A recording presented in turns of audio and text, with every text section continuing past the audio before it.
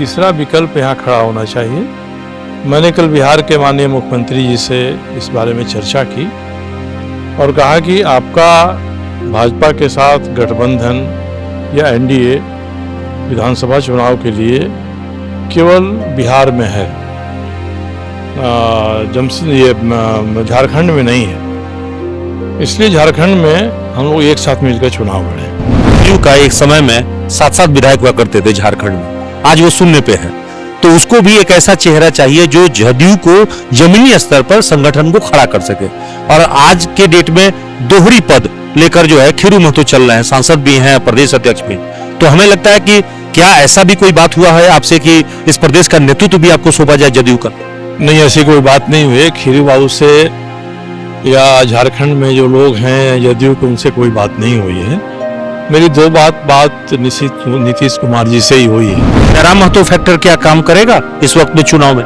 ये लोकसभा के रुझान को देखते हुए एक युवा नेता के रूप में उभर रहे जयराम महतो का फैक्टर जरूर काम करेगा। ये रिश्ता क्या कहलाता है दोनों के बीच? दोनों तो अलग अलग पार्टी में विरोधी हैं। अलग अलग पार्टी में हैं।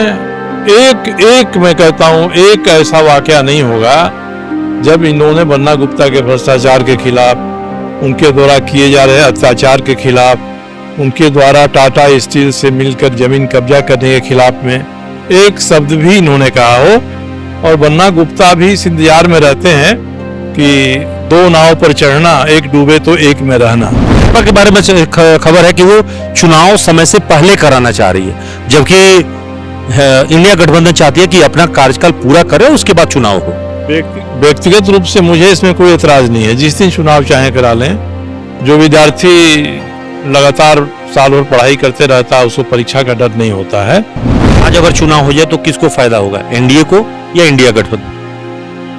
नहीं, मुझे लगता है कि इंडिया गठबंधन ज्यादा मजबूत स्थिति में है।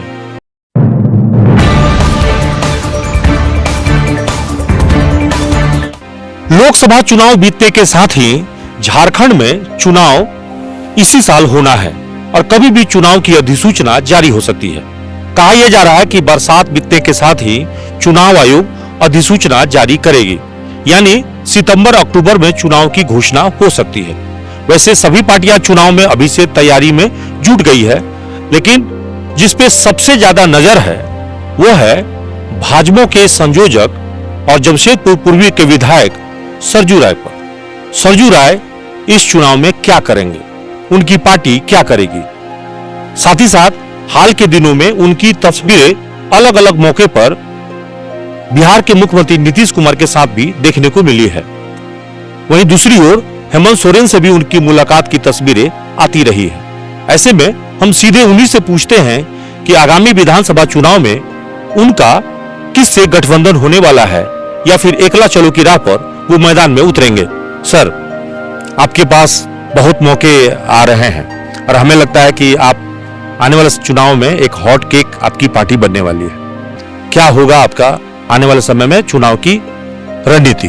देखिए, जिस पार्टी का मैं संरक्षक हूँ वह बहुत कसी हुई संगठन वाली पार्टी नहीं है, लूज फॉर्मेशन है और उसके साथ हम लोग काम करते हैं। और हम लोग का लक्ष्य है कि कम से कम 30 विधानसभा सीटों पर चुनाव पार्टी लड़े। अब इस बीच में ये लगता है कि झारखंड की जो स्थिति है उसमें पक्ष और विपक्ष ये दोनों ही एक सिक्के के दो पहलू की तरफ काम कर रहे हैं। ये एक दूसरे की पीठ सहला रहे हैं। एक सीमा से आगे भ्रष्टाचार का, कानून व्यवस्था के ऊपर में ये प्रहार नहीं कर रहे हैं और स्थानीयता जैसे मुद्दे पर भी इनकी एक ही जैसी नीति है। तो ऐसी स्थिति में एक तीसरा विकल्प यहाँ खड़ा होना चाहिए। मैंने कल बिहार के माननीय मुख्यमंत्री जी से इस बारे में चर्चा की और कहा कि आपका भाजपा के साथ गठबंधन या एनडीए विधानसभा चुनाव के लिए केवल बिहार में है, झारखंड में नहीं है। इसलिए झारखंड में हम लोग एक साथ मिलकर चुनाव लड़े। तो आप तो दो बार मुख्यमंत्री नीतीश कुमार से मिल चुके हैं, दूसरी बार आपकी मुलाकात हुई है? दूसरी बार मुलाकात हुई है। नीतीश कुमार जी चाहते हैं कि हम लोग जनता दल यू के ही सिंबल पर चुनाव लड़े। तो मैंने उनसे कहा है कि हमको इसमें कोई परहेज नहीं है। हम चाहते हैं कि एक फॉर्मेशन ऐसा खड़ा हो जो मजबूती के साथ चुनाव में अपनी उपस्थिति दर्ज कराए और राज्य की जनता को जो अपेक्षा है भ्रष्टाचार के खिलाफ माहौल बनने की, और सरकार का जो संसाधन है वित्तीय संसाधन वह सही तरीके से खर्च हो, इसकी उस मंशा को हम लोग पूरा कराएं। बिहार में आपने इसका सफल प्रयोग किया है और झारखंड में भी इसका सफल प्रयोग हो ताकि झारखंड की जनता आश्वस्त हो सके कि हमारे विकास की धारा वर्तमान चुनाव के बाद सही दिशा में बहेगी। तो ऐसे में ये लग रहा है कि आप एनडीए या इंडिया ये दोनों गठबंधन से अलग हटके एक तीसरा मोर्चा बनाकर अपनी राजनीति को कायम रखना चाहते हैं, या फिर नीतीश कुमार चाहते हैं कि आपकी पार्टी मर्ज हो जाए जदयू में। फाइनली क्या शेप बनेगा? अब अभी तो इसके बारे में नीतीश कुमार जी से व्यक्तिगत सहमति हुई है। अपने दल के केंद्रीय अध्यक्ष हैं, पूर्व अध्यक्ष हैं, महत्वपूर्ण नेता हैं, उनकी राय लेकर ही वो किसी नतीजे पर पहुंचे हैं। अपनी तरफ से मैंने खुला विकल्प रखा है। तो मतलब मर्ज करने के लिए अगर शर्त रखा गया तो आप करेंगे? एक पार्टी ऐसी है जो रिकॉग्नाइज पार्टी है, जनता दल यू। हम लोग की पार्टी रिकॉग्नाइज पार्टी नहीं है, तो हम लोग दोनों ही विकल्प पर विचार करेंगे कि हम लोग सीटों का बंटवारा करके आपस में लड़ें, या अगर नीतीश कुमार जी चाहते हैं कि हम उनके ही सिंबल पर लड़ें, तो इसके लिए भी हम और हमारे जो साथी हैं वो अपना मन बनाएंगे। पहले आप पश्चिमी से लड़ते थे, अभी आप पूर्वी, पिछले बार जो है रघुवर दास को आपने पूर्वी से हराया, तो इस बार क्या करेंगे? इस बार चूंकि देखिए पूर्वी क्षेत्र विधानसभा क्षेत्र जो जमशेदपुर का है उसकी जनता के मेरे ऊपर भारी ऋण है। मैं उस ऋण को पिछले 4.5 वर्षों में पूरी तरह नहीं चुका पाया हूँ, और वे प्रवृत्तियाँ जिनके विरोध में वहाँ की जनता ने मुझे समर्थन दिया वो फिर से सिर उठाने लगी हैं। जमशेदपुर में भी और जमशेदपुर के बाहर भी जहाँ उनका प्रभाव क्षेत्र बन रहा है वहाँ ये अपनी गर्दन उठा रही हैं। तो पूर्वी क्षेत्र की जनता को हम इनके भरोसे न छोड़ें, इसलिए मैं पूर्वी से चुनाव लड़ूंगा। और वे सारे मुद्दे जिन पर मैंने काम किया है, पिछले 4 वर्षों में मैंने जितना काम किया है, पिछले 24 वर्षों में वहाँ विधायक, मंत्री, उप मुख्यमंत्री, मुख्यमंत्री रहते हुए भी नहीं हुआ है। दर्जनों योजनाओं की फहरिस्त है मैंने लागू कराया है। टाटा स्टील की बिजली और पानी मिलना बस्तियों के लिए सपना था, मैंने इस सपने को साकार किया है। अब टाटा स्टील हर बस्ती में, वो अवैध है कि अवैध, पानी दे रहा है और बिजली भी देने की उसकी तैयारी है। मैंने करीब 15-16 किलोमीटर सड़क पीडब्ल्यूडी के फंड से बनवाया है।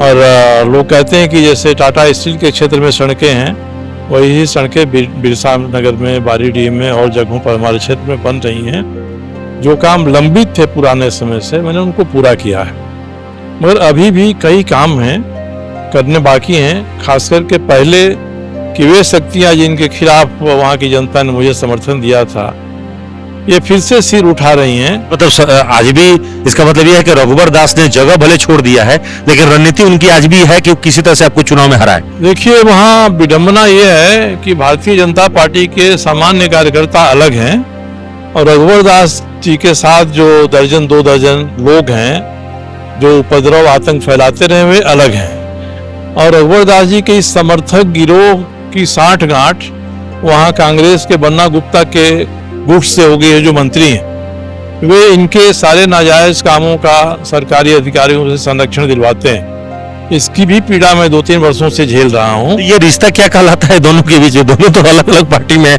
विरोधी हैं, अलग अलग पार्टी में हैं।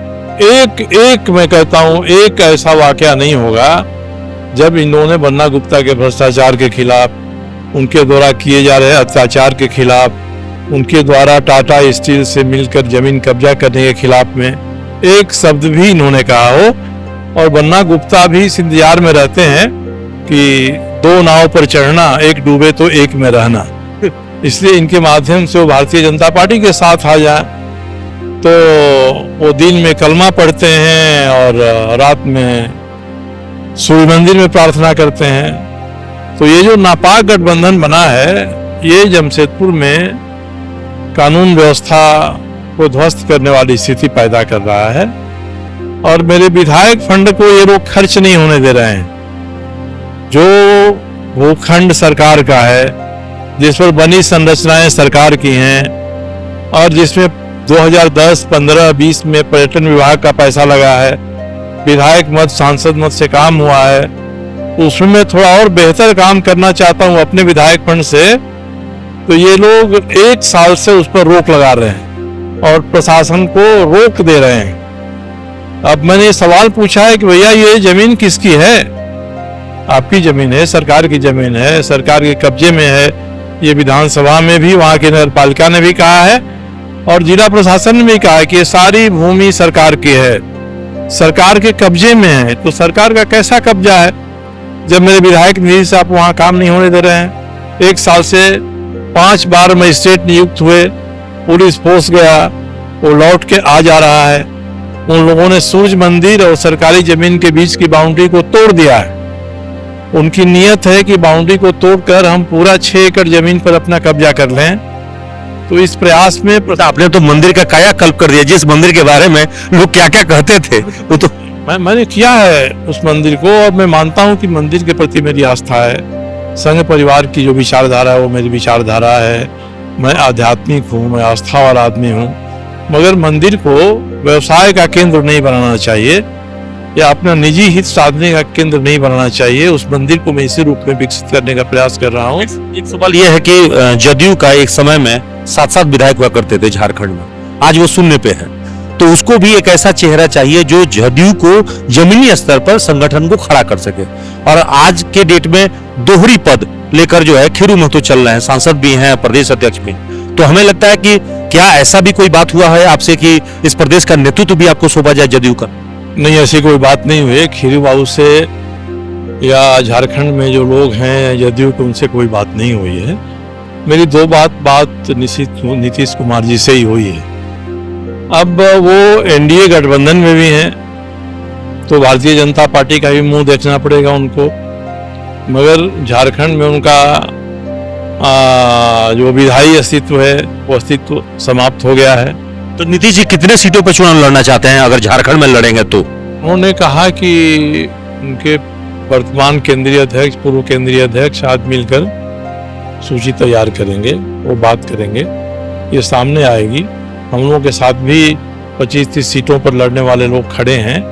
हम लोग बात करेंगे, या तो हम लोग एक गठबंधन बनाकर चुनाव लड़ें, या वो चाहते हैं कि जनता दल यू से ही हम लोग चुनाव लड़ें।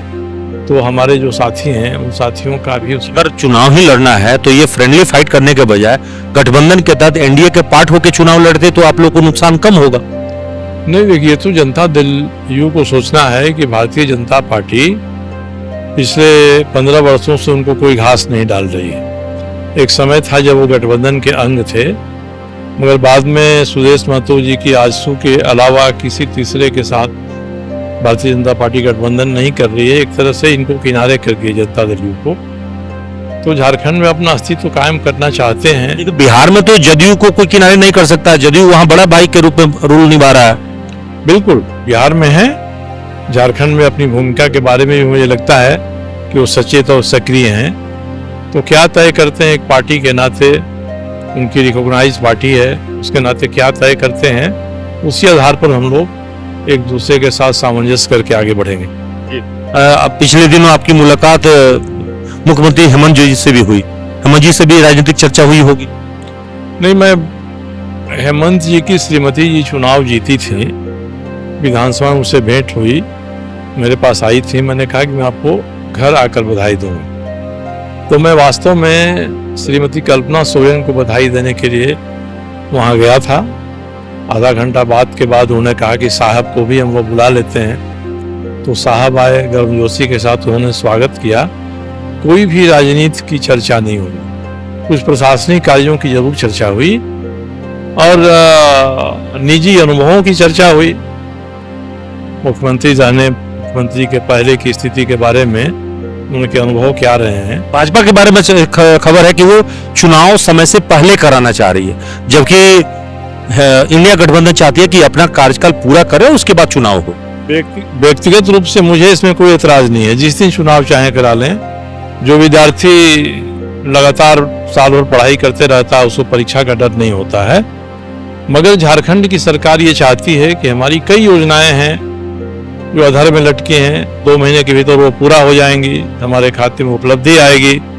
इसलिए साहब आप राज्य को इससे क्यों वंचित करिएगा, आप चुनाव समय पर ही कराइए। एक बात क्लियर दिख रहा है कि आदिवासी सीटों पर आज भी जेएमएम कांग्रेस की पकड़ मजबूत बनी हुई है, लोकसभा चुनाव परिणाम बता रहा है। लेकिन गैर आदिवासी सीटों पर भाजपा जो है अपना दावा भले करे, लेकिन अभी भी उसको जो मजबूती चाहिए वो नहीं है। लोकसभा के चुनाव परिणाम 2019 में भी आए थे।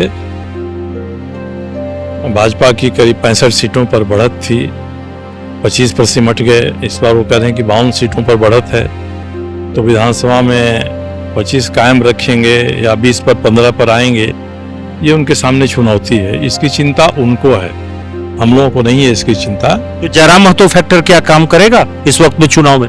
नहीं, लोकसभा के रुझान को देखते हुए एक युवा नेता के रूप में उभर रहे जयराम महतो का फैक्टर जरूर काम करेगा। वो कितना दूसरे को नुकसान पहुंचाता है और कितना जयराम महतो जी को लाभ पहुंचाता है, ये वो जरूर तौल रहे होंगे। लोकल स्तर पर मैंने देखा कि उनकी वोट जो बैंक है वो सुदेश महतो का विकल्प बनते जा रहे हैं और महतो वोट उनके पास में चला जा रहा है। देखिए, जयराम महतो के पास जब इतने वोट आ गए तो जो वोटों की सौदागर पार्टियां हैं उनकी ललचाई नजर भी उनके वोट बैंक पर होंगी। अब विधानसभा चुनाव घोषित होने के बाद वे किस तरह का संबंध उनसे बनाती हैं, एक देखने वाली बात होगी। मेरा केवल उनसे एक ही आग्रह रहेगा कि जिन बातों को वो उठा रहे हैं, संविधान और नियम कानून की परिधि में कैसे, किस सीमा तक, किस दूरी तक हम उन बातों को वो लागू कर सकते हैं, ये देखें। अगर नहीं तो फिर ये बातें कोरा चुनावी वादा होकर रह जाएंगी और संविधान इजाज़त नहीं होकर देगा कि एक हद से आगे आप जाकर अपनी बातों को करिए।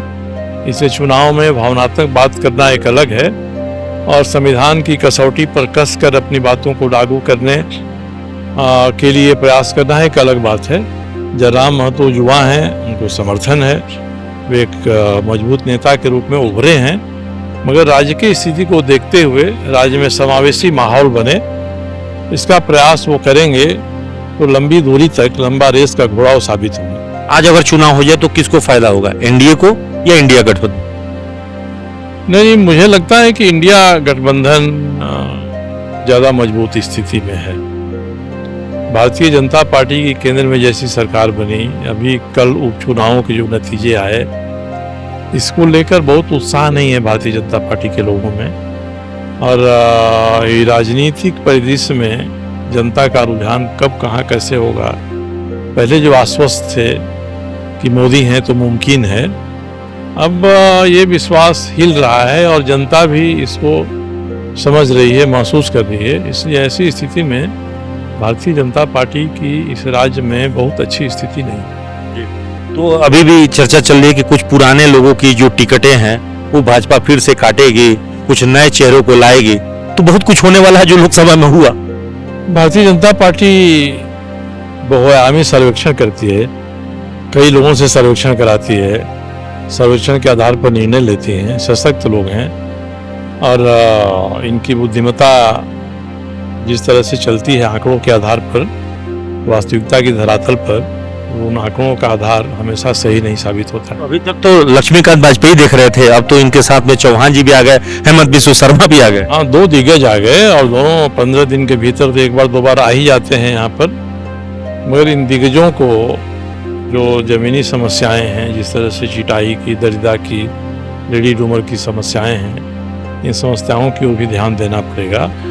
केवल ये अपने सपनों के स्वर्ग में रहेंगे तो मुझे नहीं लगता है कि इनको वांछित लाभ होगा। तो अभी आप जमशेदपुर पूर्वी के विधायक सरजू राय को सुन रहे थे, जो बता रहे थे कि आगामी विधानसभा चुनाव की इनकी तैयारियां बिल्कुल साफ है और जदयू से इन्हें ऑफर जरूर मिला है, लेकिन गठबंधन किस तरह से होगा और कितने सीटों पे चुनाव लड़ेंगे, इनकी पार्टी जदयू के साथ मर्ज कैसे करेगी, क्या करेगी, ये पूरी जो है आगे का खाका जो है अभी बहुत कुछ भविष्य के गर्त में छुपा हुआ है। यानी सब कुछ भी महीनों में, या आप कहें कि 1-2 महीनों में सब कुछ साफ हो जाएगा। फिलहाल इतना तो तय है कि जदयू के काफी करीब हैं सरजू राय, और अगर कोई बड़ी जिम्मेवारी मिले तो इसमें कोई अतिशयोक्ति नहीं होगी। सहयोगी सोनू के साथ कुंवर अभिषेक सिंह, न्यूज़ एनपी, धनबाद।